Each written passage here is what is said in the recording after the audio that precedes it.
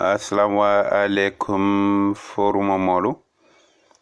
Assalamu alaikum mbaden Gambianolu be. Assalamu alaikum coalition 2016. Assalamu alaikum UDP Youth Action Group. Ngal kontom birin katom fokana bula koyna annal badi malong mbal teri malemu Ibrahima Sane. Natambe kumodol frina kominga kumakan memo me alonko ni wating president yafo biraning alfal West Coast alfal yatari Banjul State House dame alonko aketa sewo bati biring alfal yatari State House anila kachato ikachata janjanta Cairo kono bari president kumodol fo mbe jabiladu mba chale na fananko ndeko alaftaka nyina katabale because ako Gambianol be jamme bond la ngate karandle bari nga jambe fanan karandle barade mem fanan bina kate fanan be karankanne ko ngabula menna namo ke mbabola jele ndel ma sindi ko lokun alfalle bugara fudala man nata konton hanide ndel ma sindi na ko luwolun kafolle bugara fudala man nata konton hande ndel ya sindi menna wala muninde ko banko mol dimintale sanji mo wannim fula ayo tonya shaba ay tonya tiolla tonya dila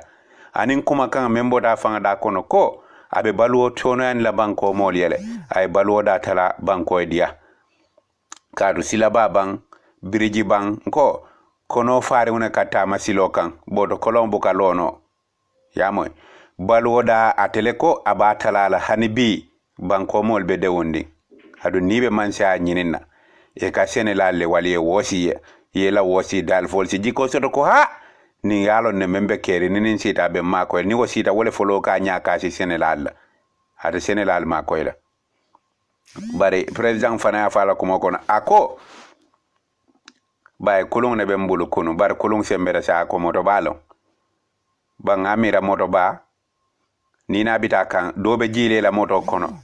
wo moto bor nyaale mo nyabode dobe jila askeno moto samba nyale mo nyabo wala ke wajita dobe siri moto kono ite fe kwa moto ta nyaben han sino le ota moto kono ba nibe moto ba kono yaje molbe ji kefe moto kono mbay nimmelbe moto kono makan warta moto kono bire ko muta ya jibe mulebe makan warandiri moto kono ka ne ko jibe bake baro mbetar ku janne folale bi 2016 baro wolbe jara so mabanna be dunna foñi kono ay Mohamed Fati Kumande ako diaspora ko information e buka soto mulebe keri Mohamed Fati ko network le man tarbete ari bulu bare ube kuma kan ki kani be text message ol ki kanne ebe du suti yala foñi la drong wotumo network ko nata betangela information ol soto bare wato molbe de wonni mbake mol jamabe silaring mol nyobe toraring ko mera information so da do ngalo nin temben ebe bola jara so makono ebe dunna foñi kono so banko be dewundi la kola beni obe toraren so bi iko barole follow diaspora do ya ako ba feño o man fenti nya babala dudu sano na da funda ko diaspora mo homeless people ollet ana da funda ko diaspora musol melbe Gambia diamula jamabe diamula wala musol be chaka yalla Gambia ha ko la musol be chaka yalla Gambia bare ngo jabe nka wo chaka ya atele karandi chaka yalla Gambia ha biko dudu sano nyina tay kataba ko baronyen ta kilo la ko jamme bala molle bije mele jamme bula kuru yala o mo kile wolle ka funde kata banko be nene jamme hakidam be nyala banko ka tarkute Mamadou Sabal fundi dal ay mandi be nene ha jamme ya to afia na be do kola aya fasa kan je dudu sano funda tamala musol benen ko be chakayani juwa fo la Gambia baro ya to balaje sai wodula fulol fatata mulela Mamad Sabal funda mandi benene jamme na do koke ka amaita ndala ko nyaton ko buka fundi ye banko benen ne banko benene ibente men balay ba folan tele bulal ana tendenda do koke dudu sano funda banko benene ani baro fele do kola kadu nako da musol melbe sokono ke dol la musol be sokono siada le dol siada fama fande dol siada ba mat ha siada dol te ba dol siada te fandile dol siada la musoti ka wolta ke nen kanin kuma furin façon folma wo mulanna tambot baro nyanta exemple ole set lala na tarin ko démocratie anin tiliunin tonya be na bankoka ka ni ajibe bake tonya baro maybe sa amanna time sodo ndedum fana ma time sodo bay kunun ntel nimbaro karim ya sede ya sansi ya sede ya ntel nimbaro tiloko nindiam da sinya fula wo ma duman ne o telephone do ko nyafula wo do yatale ha tiloko no ko nyafula o do yatale wato do dol ka fonde fayle ko ibrahima funde diamu ye kankula ila kuma kanka jamfale akatare mbedo ku lafan mbeso ma kedo do ngadum bune kono da me alon ko ma kan hanni ngabunata ma kan sidoya folundo na do kula ndoku nyodo ko nyako nye kam ma kan men kijay be baylale nkai ni mbay ni alama mbay te mbay nola lundon na bosna ta enter wuri kan jonkon kono biri ngaje wolum kolbe da mata benna nga karanke yake nga fanna kumbondoke akonye muna kedan kaye mba mamutale yem fa mamuta ha na family be fere borta bi dulate bulu be la dame be Senegal le kono mo bala farung ay ko bondaji foko na dina ko nyakiye wolum fa ko nga say suokon nsayda suokono mo karanke planote biko ngalo ne ko mbe ko mbonya menna wolum na atara mantare wala na murado tinyatare mol ko baro si sa ninga baro si ndenga mbandi mol malafi menna baro bo keka mol ko nga fasa woka andun telle jambe ta chale nko jambe silole bula abe butulun kan banko na fulola abe banko tilimbali akane adu am banko de la nyanto dila baro ko ako moto bale babulu ni me lafta e futa lafta men na be la fila wala bari asalon ko moto ba kono dol kaji moto kono ni man la drive wala moto samba nyaara wala ka moto konkon ne wala kaji le de man fude futa lad bar sai ka korosi roke molbe jika na moto kono mule kete be jika ka nte afole ko nte baro momam baro fasan teti adu momam baro supportin teti adu mote baro kan lande fande mota fasa lande momo ya fo be fani ani nafiki ya fol barin ko abe ay menta nda fasa lo ka dum malla fal because Sidi Njai alota banko be tema point newspaper asafe ako jam barote kalin la banko kan akeda ya moy adu ndefa nin Sidi Njai la tel fo Sidi Njai nin do la telefono ma ko nyeko ngamiral passé nyini albama wole ta si Senegal wodumo janni electiono janni ko le bo nyama kon no do mbolle folo fal bininte wol je nyato fo nyanda kelande buddin kuriya ndeka jele wol fe nde baro fasa oka musu jumale maribe hanyila kafo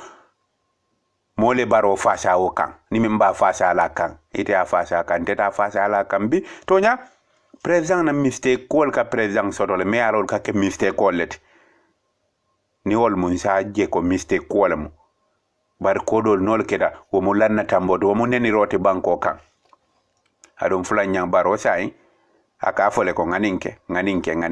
bara nyina ta ko lung dol soto tate bukela ala si wo fankon nka funde ni ngata landi wandi kodale kono sirfo tulo ben na kumola sirfo la kodda kono sirfo be faranja tulo ben na kumola sirfo la kodda ko baro sudo julla laje abe folo man si bara be fola ni ke ya ni mfati ya doro nemo muna mosila kodda bula ite la wandi kodda kono ima nyabule babula la mulela par mula kita mol kake fo ninki ol sota mel ko ikela barola kodda dala hanni barote kodda kono fereng kay pour mol samira ko abijele ka mol silandi isi laje ka fo nibe baro fala ibe tel folole fala UDP la fo ninki ol nin coalition na fo ninki ol logo bi wolle be kumbo ka banko ka alko ngolla kumbo filje ngasaw ngata kafu baroma nayol kumbonde I lafta wala fola mole ko fondin kol mele ala wolle baro fasa ye la silokan ye do anoma ilota moto santo ye tili fula folo ko dol buka joma e fanna alcool be kumboka ngol la kumbo tuje ndele saw ngata no to baro bala ngejele mantara kela bi kunu nite kafula nga wosi ye mako nge mako bi nga futa diama ngetu koma hani nabe diala mbele ba dia sodla nimbe ma dia soto wodo diame mbijente yam fatamal nsi alabato tumado diado be nyato mi wartani ndiati banko mo gambianol nyantalo na ko nale bero fay mansay alla sembo wala asindi kadu alla sembo wala babulu kadu baroko men fangami yamar late barobul ko ata sembo wartale katambi jamela biko amil babulu economic bije NIA bije police force bije anim fire service ni malo mun ni mulon tonya wol be bije ba wol tate gambe be gambia no leje fulanya ni ko sembe waro babarobe nyina kanne ko molle sembo kafu nyoma ngadi atela ni sembo lo mulana man sembo tano man kamankunda bar mule kada sembo ta banko be kan banku dun le sembo kafu ya diala bara sembo te jamme sembo sila jamme o sembo wole o sindi bar baro mol sembo ngole kafun ateta ndeta iteta ota ani laminta sambata ngole kafun ngo sembo doate bulu wo sembo wole bate bulu say mun sembele bate bulu men sembo be warra katambi mele sembo diatela alenga nyonyininka alinka karanna mansal fasa alinka karanna mansal lana tambi buloli penko ali banjun tabula luolu jima o jima nada president ne konton ka konton munna fo mo le ma tombo ngabero fayay nkay mara banko bela killing men sonta bang men man sombang elected president ne ko adiyate akuyate banko bele ya tombo ko mukuma senonte mente bola noto barbaro fanan salon ko meli ya tombo ite kontan la ini mel bota nyola niol je nyato kadu janni yemol katandi bala ngamire nyanda toñale folan ni tema folo kadu sidi njay amanke tarugo sen kandi nyale yaje ay menke gambia be yaje nyolale ay manya menke gambia be ake je nyolale wo yake ni muskono ma dol bita dol kono tinyata kija faro bulu dol deon to tebulu bara kono ha dol tara fotamba ku nday malad la soto woluntel nolbe communiquer ala yake na sarkulle musu killing wo ini wole ala nyobul wole mangasino do nyiniye mangasino din jota wuli kono ndo sefa wuli sai a jota men na pour ibe la dame joya lo jota nyaadil wo be pour gambia no lemo bal wo kodol na atari gambia te nsata no le ngabula na jifol kono hajo ben nan sin na kodol ke dame baro wato de wumbe keri do tata ababul le ma bondo nya soto do tata atabulu ama dum manjiki mo soto sai na gambia kanole wala mo be nyoma ko ilale ke ma koy wala ke moli ela kodolta moli ela nafulolta moli e fambali moli ela musol bondi fo kombo bolon kono kada kombo doltal bodo kombo kana bolon kono o be kana bero fa president baro pour ay kanye akanye de kakay banko be president sai mule dulaje wala mu do kote anin ay lahi do menta folo lahiri tinya inin alale kakuya bari nga fale len kay ko barono mama kan manten kum folo malum fare aber fitnata kila gambia de billah wallahi tallahi lonnal kumata adun kila hormona barko kama fidinote kila gambia barbaro ko mate sumayala ala maralo be akomote sumayala ini molte den nakola aliye bandi moli yol pus ye pus ko ye toñale fo iko yama la fila yol pus yeter kurol nat ite ko ala yete jelende la ala banque c'était ma wulen attaquer lo hey nkale le politiko kanyen ni une betata bay buka politiko ke fo yamira be ala politique kanne kila Muhammad sallallahu alaihi wasallam mote tonya yala mote limani yala mote la fila tonya la mote bala fala mote hinala membe kila sila par kila nin sedna ali wolmel kafta ka dino kele itolbe kitabo kono itolbe alqur'ano go itolbe muslimi atar ko kono ite muslimi atar ko fono la dula re bandi iman sedna ali wol tofoje umar wolo kata abubakar sidik wala ke ali badara saja fay to so do kay ali badara saja wo mo kekende tod so ali nga nyo bunyan na bunyal ka masalan ay kumale foy ma memman ben bara jibe ay mem fo mulaketa ayafo kadu hani wulo me yabula ni ko akane bori makana jimi wodo baro nyanda men kila wolo mol la finna ko be damen ayasi nguloje mol man la fi mella ayasi ngboje loko mbanjunu mol le be kafula nyombira president ya dol ba fula ko president ne nkili president ba fula mol le ko ena tan konto kumo ka ke fulati piri bukalon kumo kuma min tolet ngo president konton diri president kale ta konton ina dan konton banko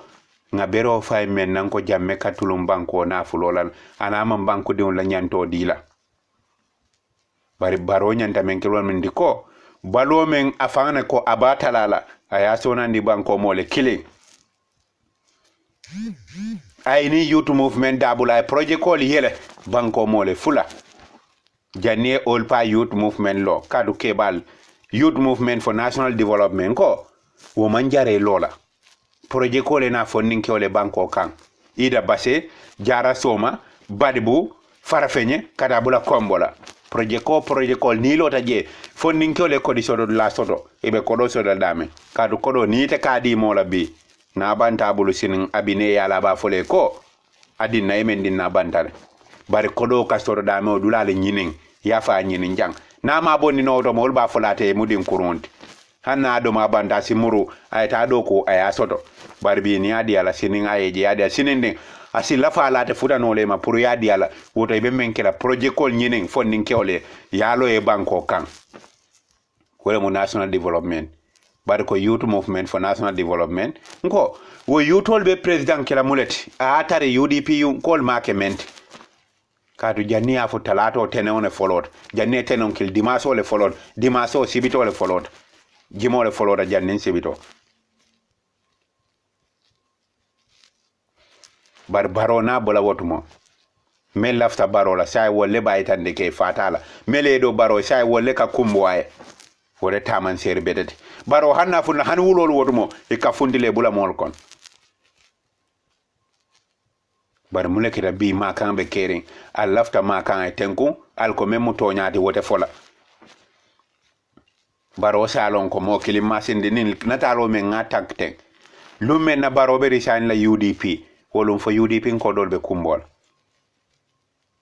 yemira banko la de on jikita nin na ko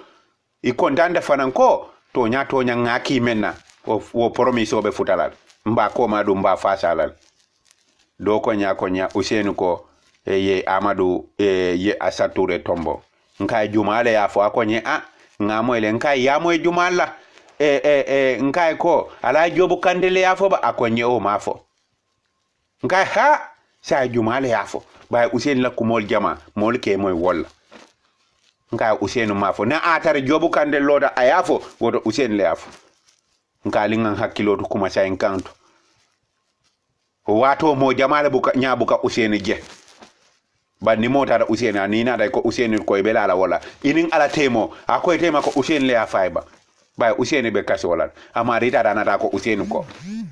sai tebo ku mota no la nyaadi le yake to nyaati ko to nya useni le ko mo fo we ngali ngan hakiloto ni banko kan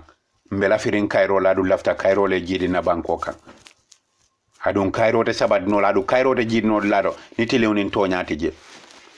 ko to baro nyanta men kila wala mun ko ay jammela mo ko tol melta na me bonda bala ndewde baro ko ndetije ma fo melialon ko iman kuke mo fod melialon ko lanna tamboke yesi ifana kumbo pour sama mo kana lanna tambi sifa ke banko kan barbi monkey walk babun chop ha ngado ko ke melkate kila na ulula la barko kama banko lon na la dua kama ani banko din kendo la banko kano kama ani ko gambe ate tula ko la dua e jabe ini mel boda nyola yol je nyaado yalo nyanta nyo nyinin kalan bare sik ta nyaado sen ko moje mo melbe kulun kono say wolbe bo so kon ana bilay no ala kulun be no wala kono fo kulun sembeta say muruta kabula bo so la koda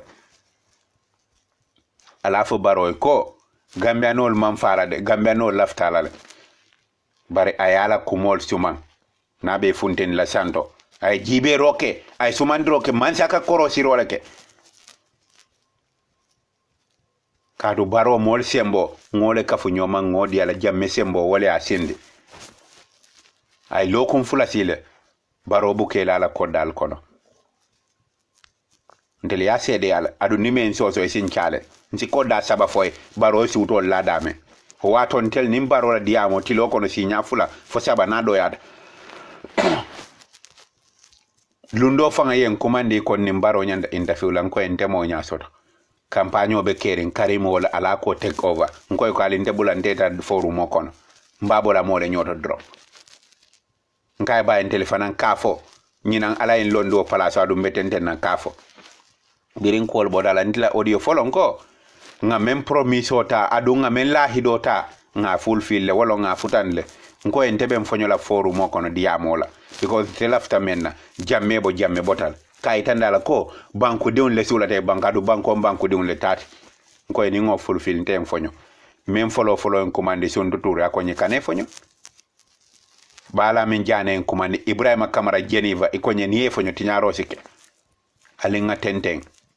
nganna banko doku nko bar sila mune nyanda fola sila yi hamodu ni nay hanyindi kote ko nibe ku kilinne adu malla fi ya foko birin ko bandade tatale ngante osit bintel damman melbe ku kilin kunu bintel lebe bo kanyo ko ka nin ko jambe manya talol ni baro yalo kuma tije ka fo mbiyen tije de fundi ya bala ya chale asoso afaka nalo wala mu kumot hey ne bondi pala soro ni alame bay bu ka bayde ni alama mo bay mo bu kete bay adu ni alama wato banjate bannola je hoto na banko ntelela banko mo diaspora ja mol bararat amusula ke la mol barada barosi sayni baro ka fang sembo wol sembo ka wutu koma awota telebe banko mol jam faka ba ko ngab jamme karandle ngate karandile adu momo fanam bina ibalo nako gambia no le tamu gambiati ngabula mena namo ken sabondi no jel ko to baro mulebe ma kan warandiling gambia sain wolon folo baro la sanji kilon sita lume ko ebe ta sanji kilon na jurala molbe ben kam bu vazonoto baroni yut mum fenti satol funtana mobe ka fa mulebe kere bara ayatar janno do ente kuman labe angata ko nyako baro youth movement alinga a support because national development ko youth movement dun ko si wole malankon di yada kimati de mane kane moti ngoy ko si wole malankon di yada kimati ko kola la dudu sano o de fundina ako sunduture bitala Gambia sunduture na Gambia ku dole dun te bulu nyota na wala bo nyoto anata na audio do fanam fundinda ko sunduture ye ko mambaro la tisato soto mba nyinin kanne ma telefono da nga sundu kuman ngayen ko ni youth movement ko alinga bula de nko si o wole malankon di yada kimati alin kana songa fo nyoko nim fo da nyoko mbe bula la nyola men sangrata ka fo ko numbe ko klibi ninde ko klimbe finnala nko alinga ko jibe alinga ko bula baro sitale ama youth movement kulo nko e ka fo fanan sun dutara yamaro Gambia may fati be dame Ousseynou Bidje Ahmed Babije Khalifa Sallah wol bije Sidia Jata wol bije Amadou Sane wolu Dembo Baye Fosu wolu wol mamme yamari no mbawol mamme mbono nyoto men tato bo nyoto Gambia ali ngo nyinin kaw mon kuleti biko ndeka sobi junale manke kumfanu ndadu manke kusalte bare ala kayitan na junale me alon kon na mira ya ka jamfa jaw na miroto ni mbeten konne adun tajane la bota janale ali nga dumani numani na man sakunda lon do en kumandi fa ko nyeko kana son ye do ko menke moli atinya ye barobe ma ko ele yakata bakele ngay ngamun do kule ke molbe men tinyala ngay ku kilinde ni nga jama mbem ba fola ninte yaje amamben mba fola bar nyoto fo lung man si bar nyoto fo be fikilale nyoto fo mba kelal aman si le folo kadu yalon ka fonte dol ta fola nte ba fola ndata Gambia lumem foda dol ko nyiko imam fere zanga jeno hansain ngoy ko no amanke ko ye mbalile kaje mol ka fonye ke balin ko hanin ko ndele man fuda no president ma folo bara mantin ko mo le mbali kaje adun ndele man appointment no ta folo bari mbajela nin lafta lumme bari lafta le ko ngadu mol ka ngafunti nin president sita si fem fono ndada baroya birimbora baroya wolo njikila teta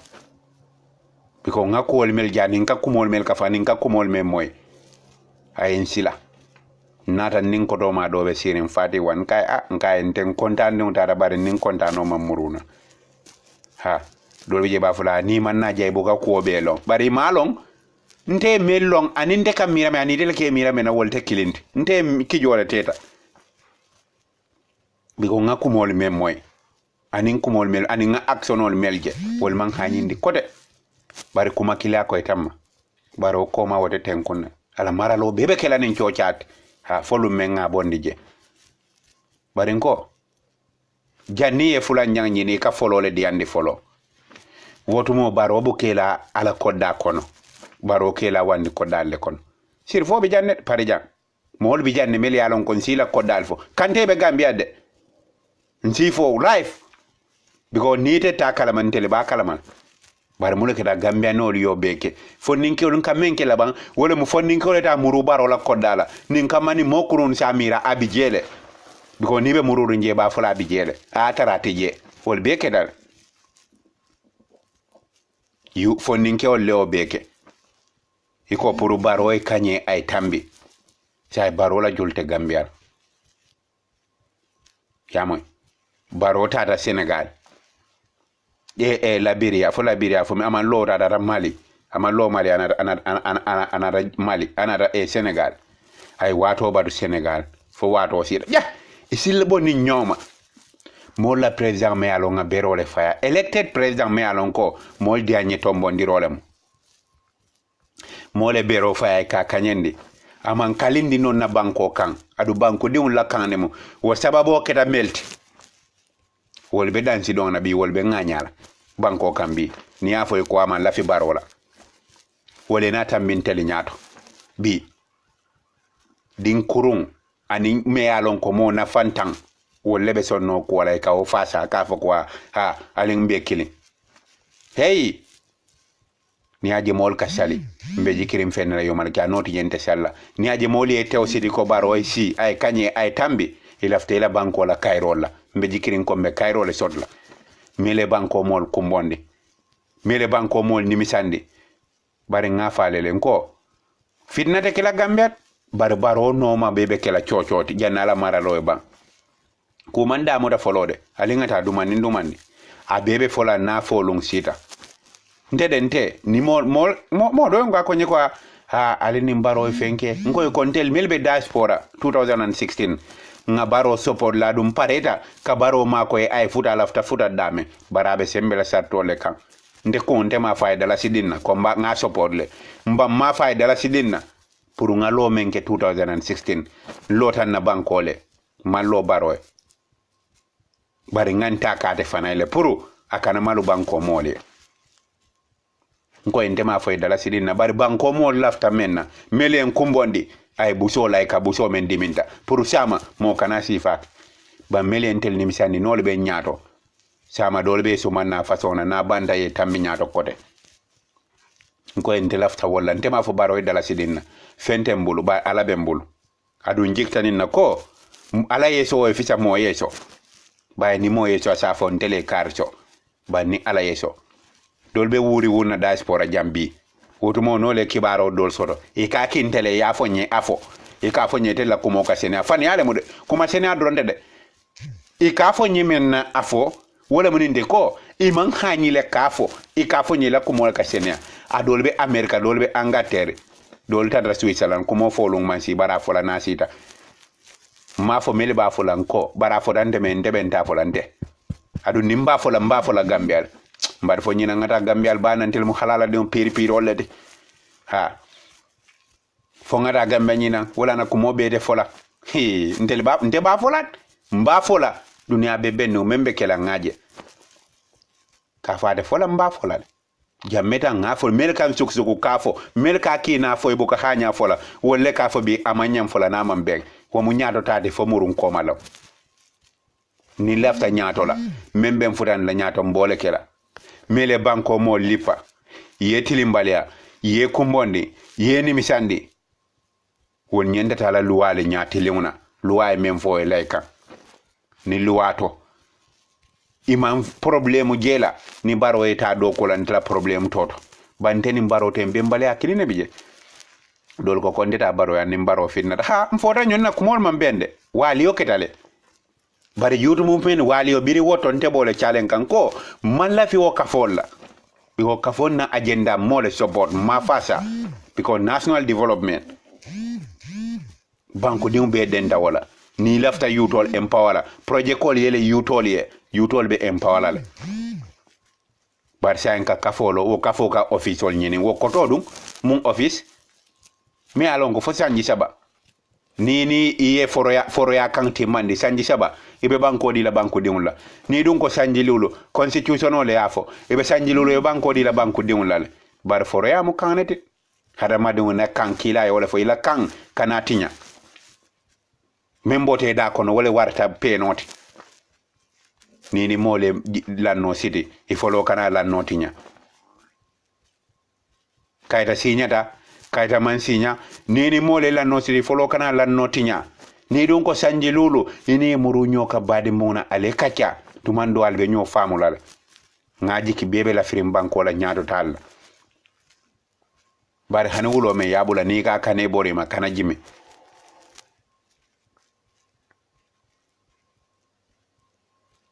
ndema barola no mbasodo no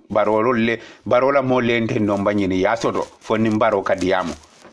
hakenka kumol mel fo foru mo kon ani mbe sopon men ke kam barola wo sopon nyakilin wala bente bulu bi ka ke barola bara ay bulo menta nda fasala o kambi nda fasala o kansinin mbe kafurin banko jamalma ka wo soso ko sembo mu gambia non le tati jamme sembo wala asin barontel yen sembo le diala mbele sembo kafurin babul na sembo sandi no afanna abadi la fanna manka mankunda le folo ay na di ala fanna banko ka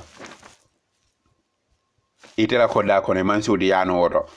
ni alkaliyata kana nyina mule alkaliyan tumo me wuluta da me mansudi yano woto koto alinga be ni mbula hakilo kono ko baro gambia no le asindi wolle duye bero faya in lafta men na anyanta ka wolek amanti ngate lafta men na because ni Mamadou Sabal jamme ka wol push kana banko mol nene mba Mamadou Sabal na dai banko mol nene hanne jamme ma fon ko jamme no sa ni dudu sano be baro bala funta ay gambia musol nene melbe seren gambia ale nga nyonyini ka jumale dudu sano bula wala ni mule aduada ka musol benen kadu musome yalon koy fudu musola be siri ko ma sanji woro fu sanji woro la be batonni ne ko ke dawbul ama wula kam bari tel ke façon le ke feya ate me yofo askeno ay tamala musol la fano le koto je wala na yofo dulu sano funta musol nen sai wo mo façon be kayro le ku banko kam bang fo ma la fi banko la fo lafta banko dun ke la kilindi le bang fa ma la fi banko dun ke la kilindi ngal nyini kanina biko musol mel yalon ko ni be falendiro ke la Gambia ni ba fola Gambia o diaspora musolu ani musol mel be Gambia wolle mo nyaton ko nin kelo kono ni be kelo nin fola musole 80% le ta kewle 20% ta ngajele video to natalo hani banjun musole ka hani musole ka fundi kewlti kewdol ka tarjele camera tije musol ka fano city ye nyum fitaran la ye nyum kalama lay ko banko ebo ani ke kilin mel yalon ko wol lafte la banko la wo musol duru sano fonta ay wolle nen kawdur sano hanibi e ko le president ya marka kadu yus fa chamje advisor to the president banko be olon pa duru sano malo yo palaso to wati juma barinde men fa gambia no le ko na bereke so montel le tat alinga fay moy me yen na nyanto long me na nyanto bunya adun lafta men na membe la filala adu mem pare da fananko justice ka loi ka tonya na di banko ka be la berke so mutaninka ngamo e baro la fanna kako congress te ke la membe tambila be ona menta da ke ateya congress te tambilo sai amunta ni mel kada baro wol kada political bay mo mel tade de konton woni mo la congress be nyoma mulela ndara baro konton ne dol ko baro ko eta dol ko baro ko wes ina ka fuda nyoma ina ta konton sai ka fo ko min ko moltate de kondo woni mol la congress ku yet nyoma mulela ka fo congress te kila memo be siala katamminina nanin hada madingo woni congress ku nyoma be ko congress political party le bokke kanil nade de kondo ngamire ni nyanda mule kacha wolon bangu kilimba yati anila tundol ka yakata nga kairol sabatindi mbe mini nyola ngata nyato nile mukumoti nintebi je menyanda kafo bar congress te kila membe tambila ninna so ite fana munta ite fana congress la keba ilafta ko wala fo mo ko sefol meltata wol fana ite fana ay tandi mo la ko political ko mbatu nga mol fundindi mole na yalon ko mole ben noma bare power to the people. UDP, we are coming back. UDP, we are coming back December on the 9th, 2018 at the Buva Zone. UDP, we are coming back. We are strong and united. We are very strong. Very, very strong. UDP, we are very strong and we are coming back December on the 9th at the Buva Zone. Gambia bebe kela yelo ti wol. Banko bebe kela nete munko ti wolung.